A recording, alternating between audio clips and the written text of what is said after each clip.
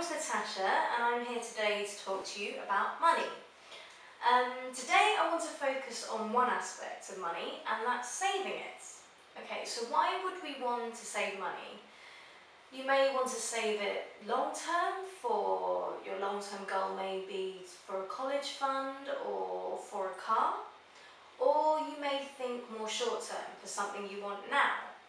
So for example, the latest gadgets or something a lot of people have at the moment and a lot of people want is the new iPhone. Okay, so if you were to buy this in a shop today, how much do you think it would be? I would say roughly around $1,000. So this is just a rough estimate. $1,000. Now that sounds like quite a lot of money, and it is. But I want you to think about how you'll be able to save up this money. So let's break it down and look at your spending on a daily basis. So on a typical weekday, let's think what you would spend your money on. Firstly, how do we start the day? Breakfast.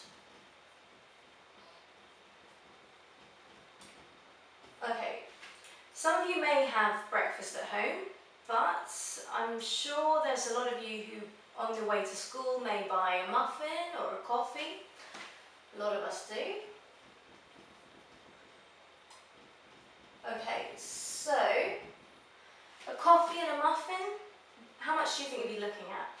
Let's say roughly, another estimate of about $5. So breakfast, next meal of the day, lunch.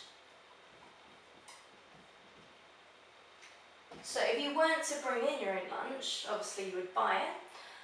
And how much would you spend roughly on a lunch? Let's just say roughly $10. You got breakfast, lunch, and throughout the day you may want some snacks. So for example, you may want a bag of chips and some chocolate. So in the majority of schools, I would imagine you would buy these things from vending machines. So obviously their prices are a bit higher, so that's a bit more money you're spending there as well. Bag of chips, chocolate bar, let's say that would come to roughly $5.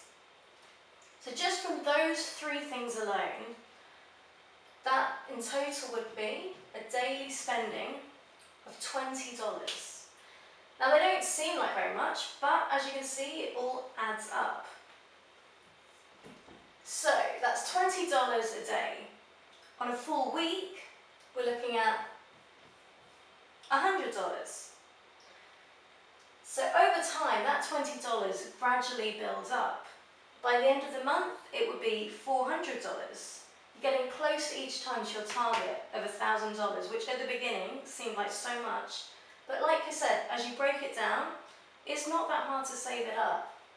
So, looking at this, just by planning ahead, having breakfast at home, making a packed lunch, bringing it in, and maybe cutting down on snacks, or if not, bringing them in from home, maybe healthier snacks, for example, then you are saving this money, which seems like such a small amount, but adds up to that $1,000 over 2.5 months. Now that's something to think about.